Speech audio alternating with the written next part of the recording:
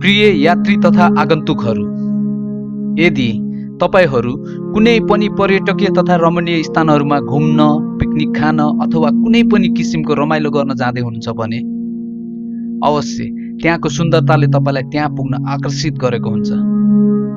त्यसैले त्यस्तो ठाउँहरूमा जाँदा कृपया कुनै पनि किसिमको फोहोर मैला नगरिदिनुहोला। कृपया आफूले गरेको फोहोरहरूको व्यवस्थापन आफै गरिदिनुहोला, किनकि तपाईहरू जस्तै तपाईहरू पछाडि धेरै मान्छेहरू त्यहाँ त्यही सुन्दरता हेर्न आउनुहुनेछ र प्रकृतिलाई प्राकृतिक राख्नु हाम्रो जिम्मेवारी हो।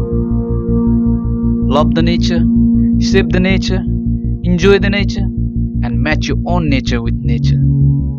Thank you.